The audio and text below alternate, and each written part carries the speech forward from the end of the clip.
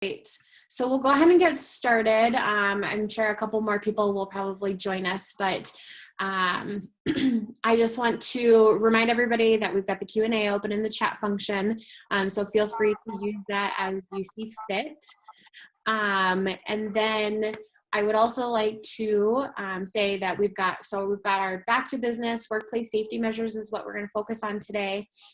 So we've got our speaker joining us, and then the series is presented by CJM Financial. So they've been helping us with our webinar series for the last 2 months. And so Trent is here with us today to just say a few words on behalf of CJM.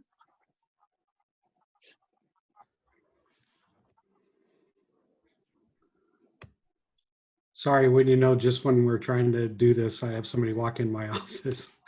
Thank you on behalf of CJM Financial. Thank you, Chad, for speaking today. What CJM Financial does, we are a receivable financing company. So if you have a business debt that is owed to you for a service or a product that you've already delivered or rendered, we would be happy to step in and help you with your cash flow during these times. It's always a fluid environment, I like to say. So give us a call if you need any help with any of those issues. Secondly, thank you to the Chamber. It's always nice to put these things together. It's always nice to get together. It'll be nicer when we can get together in person, but until then, I enjoy the idea that we can actually reach out and have a different way of communicating that we haven't used much, and probably we'll be able to use more to bring everybody together, even from other parts of the country. At CJM Financial, we do a lot of business throughout the continental United States, and this has helped us to be better for our customers. And hopefully through this process, we'll all be better for our customers in Ankeny and other places. So again, thank you to the Chamber, and thanks, Chad. I look forward to hearing what you have to say. Thanks so much, Trent, for those words, and thank you for Trent. First of all, go ahead. Sorry.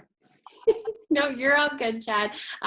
Thanks, Trent, for saying those words and helping us support us. So next up, Chad is just so excited. He's just ready to start answering questions and sharing information. So we'll turn it over to Chad and give him the most time as possible to share his words of wisdom here in his industry. So Chad Walston, he is the Regional Director for Jani-King of Iowa.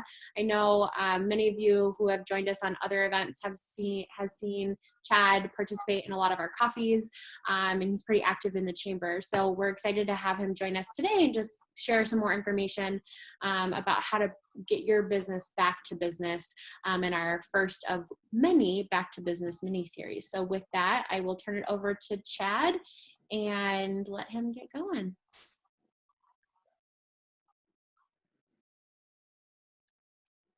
All right. Well, first of all, thanks to Trent and CJM for sponsoring this, and also thanks to the Chamber for all that they do, kind of helping everybody as we try to navigate through this. I want you to know that today, all the information we're going over is just some ideas of some best practices that we're using.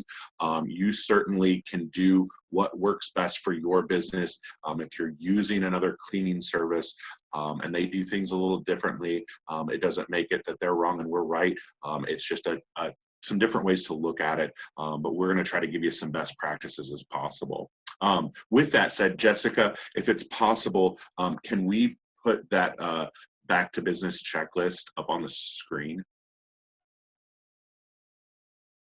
And just as a heads up to everyone, all of these items that we're going to go over, we're going to give this to you at the end as well. So don't worry if you're trying to take notes and things like that. Don't do that on each different point, because you'll get all this at the end as well. So the first thing is an ultimate return to work checklist for businesses. It's something that we've put together as a corporation. Give you a little background on us.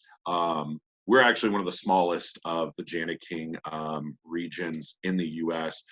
We've got 120 regional offices across the United States and about 30 international offices. And so this is actually a collection that we have kind of put together from everybody on what we need to kind of be expecting and what our customers should expect from us or if they're not our customer, what they should kind of be looking for, even if they're a smaller business and maybe they don't use a cleaning service. So with that said, we're just going to kind of run through this checklist. If there's any questions, please feel free to shoot something there on the chat. One of the first things, because a lot of these businesses, there hasn't really been anybody in there. We really want to kind of get back to basics. And again, we want to check, is there any mold? Is there any moisture in the building? One of the things that we're seeing, especially with COVID-19, is that it seems to really thrive in those type of environments. So we want to make sure, is there any leaks? Anything like that within the business, maybe a window didn't get shut completely, or maybe we've got a leaky pipe, things like that. That's one of the first things that we want to be checking out. The next thing we want to do is we want to also do pest control. Since we haven't been in the buildings, again, maybe a door didn't get shut correctly, or somebody left out their bag of Doritos or whatever it might be, and drew some what we'll refer to as friends in the building. We want to be checking those things before we're opening up. The other thing is I want to be checking our filters, especially, with our HVAC systems, so whether it's our heating or cooling, just because, again, as we're pulling air through the system in our buildings, no matter how big or small, that's a great place for stuff to get caught. And now would be a great time, as we're going back into the business, to kind of replace those things. Again, kind of we talked about with moisture, we want to check our water system. So again, toilets, sinks, drains, anywhere where there could be some moisture or things that are dripping. Check in your carpet and upholstery cleanliness. I'll tell you that one of the biggest things that we have seen is, especially in those big fabric chairs, as we have been working with the federal government on this, it seems like that is one of those areas that it's really where they're catching it the most when they're going into offices. Again, we sit down on chairs. I don't know about you. Sometimes I put my hands, underneath my legs, things like that. And we're just constantly coming in contact with those. We really want to make sure that those things are really deep cleaned. And at the end, I'm going to give you guys a list of chemicals that are approved by the EPA for COVID-19. So there's nothing you need to buy from us. Actually, don't buy any of that from us. But it'll give you a list of everything that's listed. So then that way you can go to, your local hardware store, Lowe's, Home Depot, Menards, whatever, and find what works best for you. But one of the things I would point out is, especially in those upholstered areas, make sure that you're really kind of cleaning those well, because again, those are the areas where we're really kind of finding the problems. So don't hesitate to saturate those. Again, checking for vandalism or theft. Again, if the building has been open or anything like that, you're checking your food that's in your, whether it's in your fridges or that's on the countertop. That's important just in general. Again, we talk about building cleanliness. We want to make sure that the floors are swept, spider webs are cleaned up, dust is removed. All of those things are areas where the disease can linger. And so again, we just kind of want to give the building a fresh start.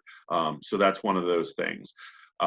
We talk about, has the building been disinfected? I'm actually going to cover disinfection after this to talk a little bit about cleaning versus disinfecting. The first thing that you really need to do, no matter what, is you need to clean the building before you disinfect it. They are two different things. Cleaning is really more accomplished by physically wiping down the surfaces to clean and remove, visible soils and things like that. Disinfecting is actually what kills the virus. So they're two different things that kind of work in co-harmony, but we need to do the one before we do the other. So we'll move down to the next, talk about break rooms. Again, microwaves, coffee pots, appliances, making sure those things are getting wiped out, not only inside, but out as well.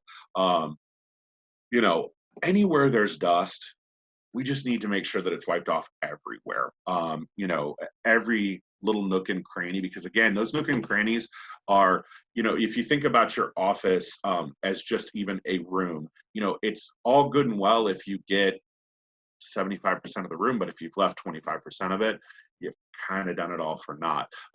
Think about it that way as you're kind of going through this process is, it's not a normal clean that we would normally just come in and do as an individual. Because let's be honest, when you're cleaning your break room, how often are you really cleaning the top of your fridge?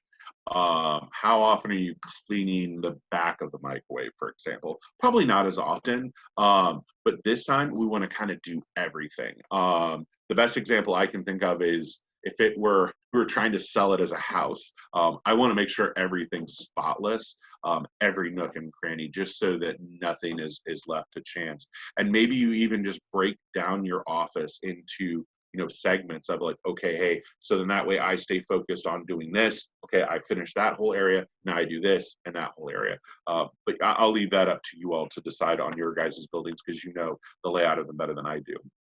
We want to check lighting. One of the big things with checking lighting too is, again, getting things cleaned up in there. We talked about going the back of the microwave, top of the fridge, things like that.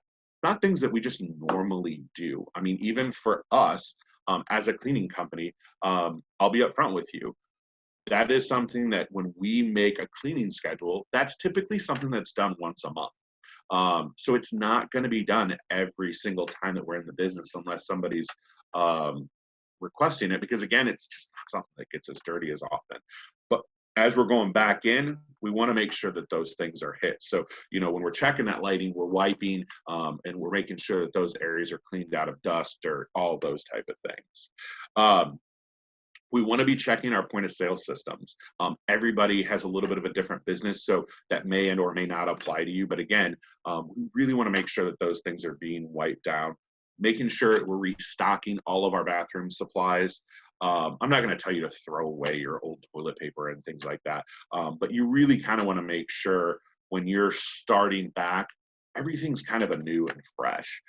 So if you do have some that are maybe a little on the low side, I would probably just pitch them and just start kind of anew. It's not only going to be good for your employees that they're going to see that, but it's going to be just good for your customers.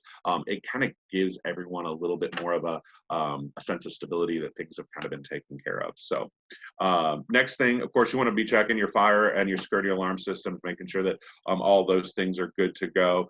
Checking those fire exit lights.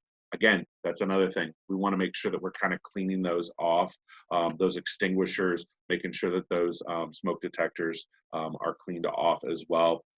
And then, of course, making sure that our bathrooms are restocked. When I say restocked, I mean our supply closets. We don't suspect that there will be another run on toilet paper, paper towels, things like that. But let's be honest, 6 to 8, 10 weeks ago, we would have never guessed we would be in the situation that we're in now either. So now might be the time to go ahead and, if you've got the shelving and you have the space, go ahead and start kind of stocking some of those things up. Again, I'm not expecting you to be a prepper and have, 6 months worth of supplies in there, but just maybe have a little bit more on hand. We've all fallen into the trap of maybe having, just enough to like, I think I'll get to Costco on Friday. Maybe push it out just a little bit, so then that way you have things. Because again, I'm going to tell you right now, I fully expect in all of our customers to start seeing paper towel usage go up tremendously, because more and more people are going to be washing their hands and things like that. And so if you're normally buying, again, depending on the size of your business, if you're going through a case of paper towels in a month, I would probably order 2. Because again, you don't want to be caught behind that 8 ball. Because the last thing you want is, especially in today's viral world, is people going online and going, oh, I was at XYZ business and they don't have any paper towels or they don't have any soap, things like that. So maybe try to build it a little big for now, and then let's see how the next couple weeks go as businesses start to open and how those trends happen, and then that way you're making sure you're getting yourself covered. So Couple things too that I would talk about. They're kind of there on the right, and I'm sorry that they're a little small, but like I say, you all will get a copy of this. You know, we want to make sure that we're confirming our employees' health and their readiness to go to work. I think Laura, with her discussion that she'll have here in the next week or two, she can kind of give you a little bit more legal guidance on that. But I just think as a practice in general, you know, just kind of making sure that your folks know, hey, we want to make sure that you're okay. We want to make sure that, you know, your health is good right now.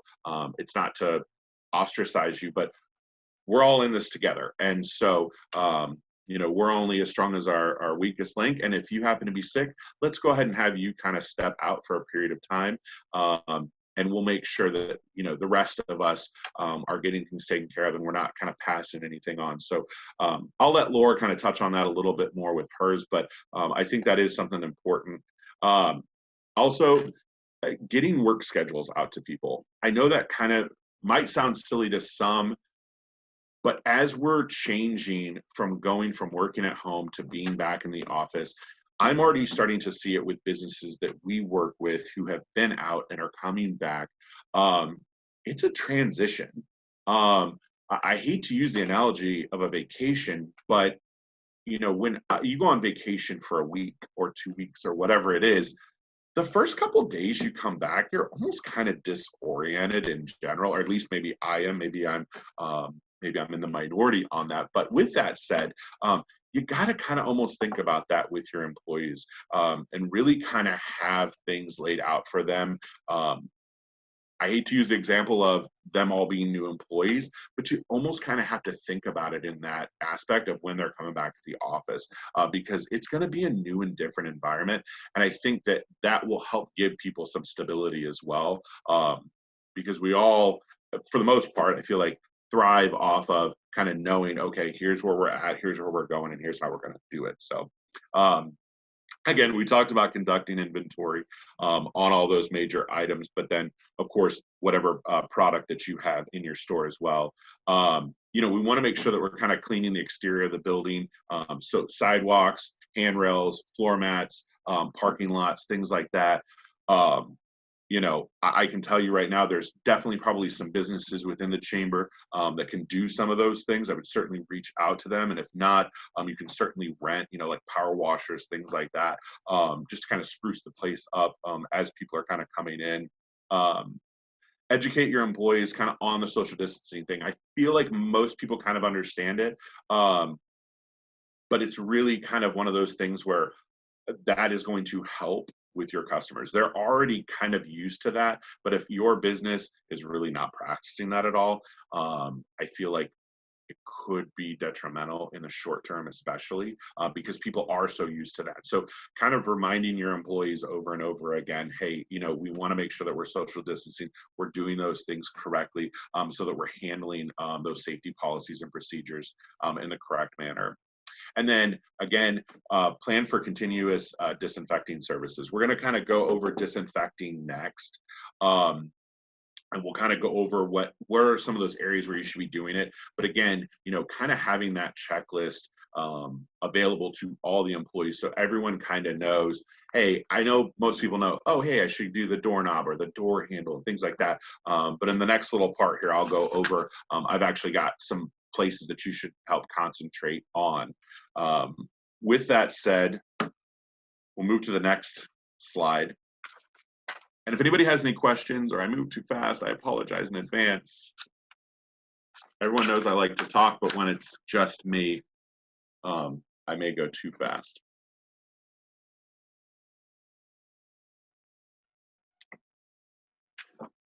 Chad, do I have the right slide up? You do. Okay.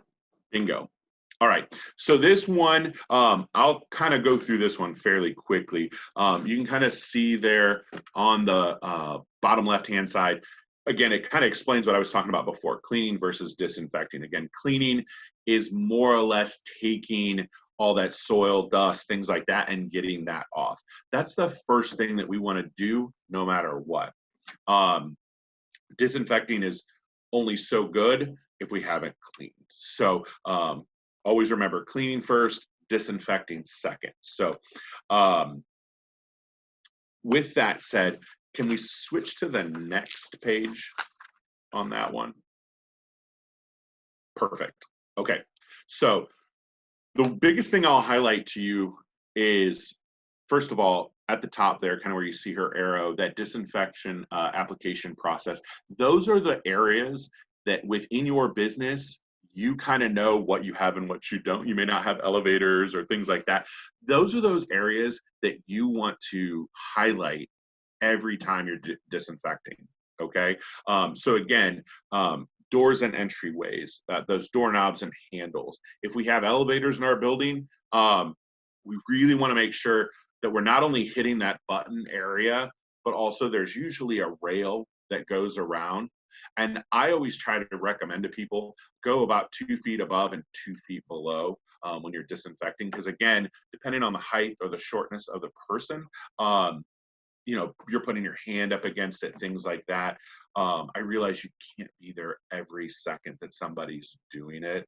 But those are areas that I would definitely be making a concerted effort. Then from that, of course, light switches. I think those are one of those that always gets kind of forgotten, but they're really important. People are touching those things during the day. Bathroom fixtures. When it comes to the bathroom, I recommend wiping down everything that we can. A couple things that I'll point out that I can tell you right now, it feels like they always get missed. And I think it's something that you really should look at is whenever you go into the bathroom, there's always, for the most part, there should be some stalls. There's a partition that goes above that. One of the first things I would do is when you get back into your business is take a wet rag and wipe up there. I think a lot of you will be very disappointed in what you see up there. It's a huge spot where dirt, dust, grime, all that's collecting. Wipe those areas down, wiping above the doors, wiping kind of above the stall, things like that. And then just think, if I'm using the restroom, where do I touch? Of course, I'm touching the handle. I'm touching kind of the side of the door, depending on what kind of toilet paper dispenser you've got. There's like a little ledge or whatever. You know, there's usually a handicap bar in some stalls. Just wiping those things down.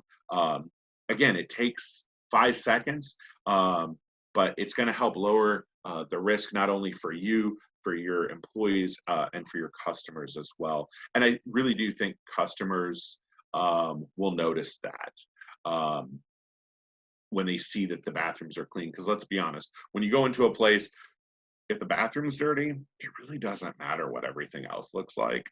Everything else is garbage then, right? So make sure we're watching out for those things. Even like, you know, the soap dispensers, I know a lot of them are automatic, but I'd wipe the top of those, you know, wiping down, you know, spots on the mirror, especially, you know, if you're seeing fingerprints, things like that, you know, those sink handles, all that type of stuff. So next thing, stairwells. You know, we want to make sure that we're getting those handrails. Here's the biggest thing with that, though. A lot of times people just wipe the top. There's a bottom. Do the bottom as well. So maybe if, you know, if somebody's coming downstairs and they're wiping the top, when they're going back, oh, let's wipe the bottom as well. That's another spot that I feel like kind of gets neglected. In your workstation areas, again, looking for those vertical and horizontal surfaces. You know, a lot of people have those little partitions with the cubicles and things like that. Making sure that those areas are getting wiped down completely. Again, that's not something that's always getting done on a daily basis. And if you've been out of your business for, you know, 4 to 6 weeks, it's going to need it wiped down. It's not something that any cleaning company is normally doing every single night. And so no matter what, whether you're using somebody else or you're just doing it yourself, make sure that those things are taken care of. Again, we talk about the chairs in your workstation. Now's a great time to wipe down those legs on the chairs. You know, a lot of times we wipe down the arms because, of course, that's something we see. But we're not always getting those legs wiped down. Let's get those things kind of wiped down, clean, disinfected, things like that. Of course, your conference room table, you want to get that all wiped down and the chairs in there. Telephones, I'm thinking most people are probably already doing that as is. But again, keyboards, mouses, screens, and other electronic equipment, making sure that those things are getting wiped down. When you're using the proper disinfectant, most of them ask for about a 10-minute cure time to kill. Some are a little bit less, some are a little bit more, but kind of on average about 10 minutes is about right. So again, when you're disinfecting these, you can disinfect them, but don't re-wipe them down for at least 10 minutes. And each chemical should give you an exact on that.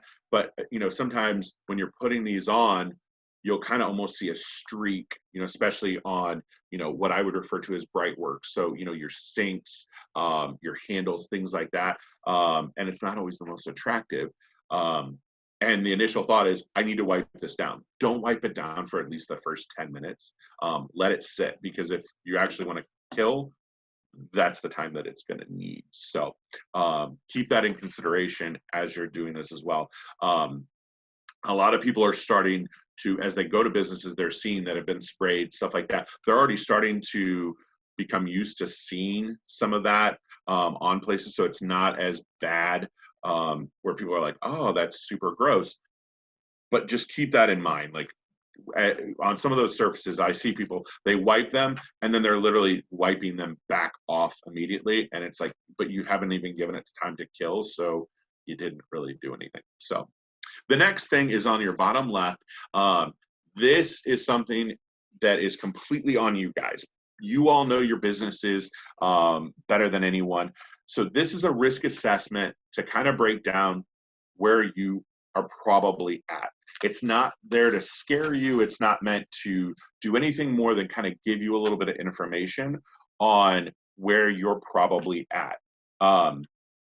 Again, what is the probability of contamination? One of the biggest things to kind of think with that is, how many people am I having come through here? What are the people that I'm having come through here? So again, am I dealing with a lot of people with medical issues, or am I not?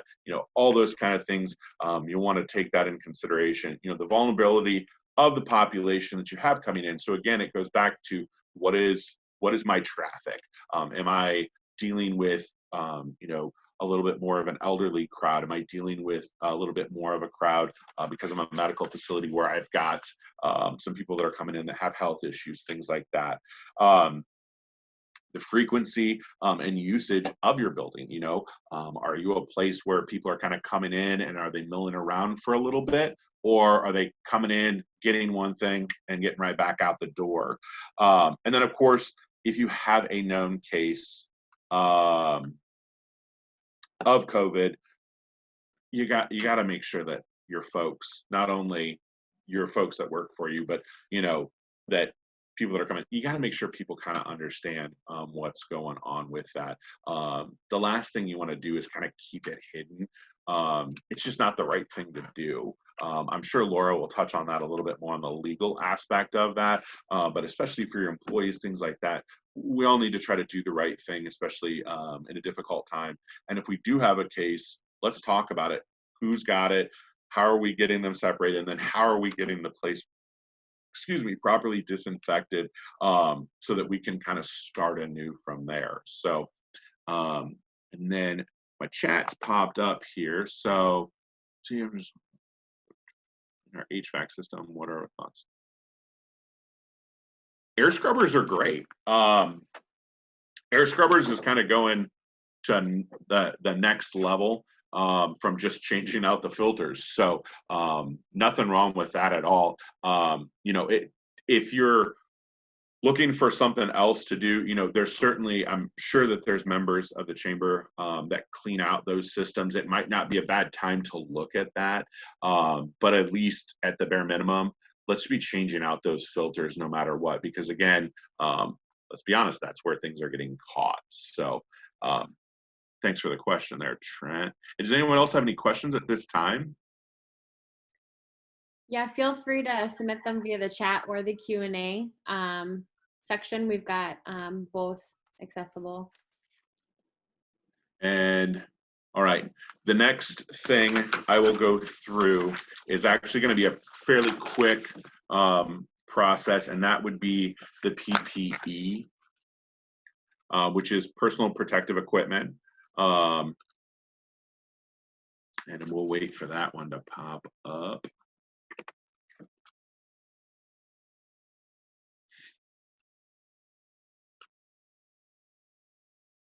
All right, so this one, of course, as you can see, it's listed for non-medical facilities. A lot of this is pretty self-explanatory, so I won't labor a ton of time with this one because I don't want to take up much more of your time. But again, as we are going through this process and we're looking at what is that risk within our building, and that risk thing, just as a heads up, like, you just have to be honest with yourself and know what your building is. I mean, someone like us, I know, for example, Service Master is another one that's a member. We can certainly come in and do that for you. But if you're honest with yourself, I think you'll know pretty quick where do you kind of fall at in the risk analysis. So with that said, again, we talk about what is the proper PPE to be using.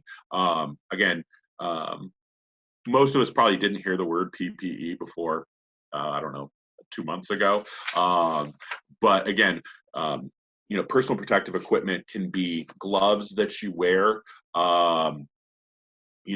It can be masks, it can be goggles, things like that. So understand PPE is not just one piece. It's kind of the whole kit and caboodle. So before I go too far here, because I'll get bad with questions, finding Clorox wipes. I would go, truthfully, I would go to, again, you can go to your Menards, Home Depot, stuff like that. There's also some places that sell cleaning equipment to businesses. One of them is called Hilliard, that's based out of Clive. We don't use them, but they might be an option. A place that we use is called Egan. It's actually out of Omaha, and they deliver to Des Moines. That's going to be more based off of the size of your business. If you have a big office, that might benefit you to do that. If you have a smaller office, I'd still probably keep using those Lowe's, Menards, Home Depot, Ace Hardware type of places, just because you're not going to want to buy probably in the quantities that those other places are going to sell. And I can't tell you that Hilliard's or Egan are going to have a ton of product either right now, just because everyone's kind of running low. And so that's why I say too, as we're stocking up, make sure that we're stocking up not for the month, but stocking up for maybe, I would go 2 months, but again, that's your choice, because I just think you're going to see a lot more usage of a lot of those products. So, but anyhow, back to this. Again, determining the proper use of PPE. If you're the lowest risk for contamination, you have no confirmed cases of COVID-19 in the facility, cleaning would just include using proper disinfectants. I would recommend, if you are using PPE in these instances, which I would recommend when you're spraying, wiping down, things like that, with gloves. One thing, and I'll try to do my best to explain this, is a lot of times what happens is you're putting on your glove here and you're putting on your glove on this hand, right? When you're done, one of the things that you need to do is, I want you to take your old glove, the glove that you already have on, and you're going to actually peel it off your hand, and you're going to be holding it with this hand. Then when that one, because you've pulled it inside out, I want you to take that one and then peel this one off and then discard it. That way you're not really cross-contaminating yourself, because what I see people, they're taking it off completely, and then they're taking this hand and then they're just touching this one and pulling it completely off. Make sure that you're doing, it's a really simple little thing, but again, pulling off the one with the glove that you have on, and then as it's pulled itself out, you've got the inside of the glove to then do the same thing and then discard it. The other thing with masks, you really need to make sure that you're cleaning your masks if at all possible. Especially if you have one of those N95 ones, clean them out. all the time, as opposed to, well, I just wear it and I just wear it forever. It's not an old baseball cap, so you want to clean it out as often as you can. So then we'll go to the next slide. Again, we're talking about, there we go, moderate risk. This again could be if you have an unconfirmed case of COVID-19, but you're dealing with more of a senior population, things like that. When it talks about a deep cleaning, then a disinfecting with EPA approved disinfectants, what that's kind of talking about is, again, you could be going in, doing some carpet cleans, you could do a strip and wax, depending on what kind of floors you have. And also, doing more of a deep clean when it comes to those chairs, things like that in those areas that we're not normally touching. And then the next one is going to be, of course, if you're high risk. If you have a high risk, I'm going to be honest, in that situation, not as a come to us for the business. There's a ton of people that do it. If you run into a situation where you've had someone in the building that has had a confirmed case, you really should reach out to one of us, whether it's us, whether it's Service Master, or other companies like that. What needs to happen in those instances is those buildings need to be sprayed down.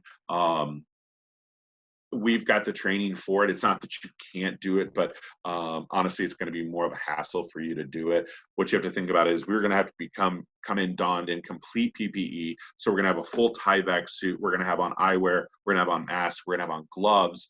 We're going to spray down the door, let that sit for 10 minutes, then wipe that down. Then we're going to go into your building and we're going to spray everything down. So we're going to break it out into quadrants, spray it down, depending on how big the building is, spray it down. Then after 10 minutes, of course, wiping down those high-risk areas so that we're getting it cleaned up. We're taking all of that trash, duct taping it up, and then we're making sure that it gets disposed of properly. So if you run into a situation where you do have someone in the building that's had it, I would recommend reaching out to someone that does that, just because, again, I don't want you to risk the chance of it infecting anyone else by not getting done properly. So we'll go to the next one. Again, we talk about PPE. Again, you've got your eye protection, your face mask, your gloves in that low. As you go to moderate, which is the next slide, you're using a lot of those same things, but you could also be using a gown as well. And those things, just as a heads up, those are things that you can get at Home Depot, Menards, and Lowe's and things like that. They're not super readily available, so you would want to double check before you make a trip out, but a lot of those places should have some of those. And then the next one, which is of course the one we just talked about, that one that's high risk, like I talked about, we've got the whole suit on, we've got the face mask, eye protection, things like that. Because really, at the end of the day, we really want to make sure that, our folks are safe. And then we also want to make sure we're doing a good job of getting everything kind of cleaned out. So from there, that's pretty much all I've got. I really appreciate everyone's time. I know it's a really difficult time kind of for everybody, but we're all in this together. And, if you ever have any questions, you're more than welcome to reach out to me. I'm more than happy to help. Even if you have a small business and maybe it's just you and one other person, it's not a business situation. I want everybody to be safe. So if you do run into situations, reach out. We're not here to sell you. We're just here to try to help you out as best we can. And that's it. Thanks so much, Chad, and thanks for all the good information. As he mentioned, and I also put in the chat, all of the slides that we shared today, Chad has provided me with, and then he will also be sending me a list of the approved chemicals from the CDC. So I'll send out an email later today, hopefully, to everybody who registered. So you have those checklists and, the disinfect, or what was the scoring sheet? Oh, the risk analysis? Yes, thank you. Risk I couldn't assessment, think of the word, yeah. So I'll have that, and then the approved chemicals as well sent out to everybody. And then let me just share one more screen with you. I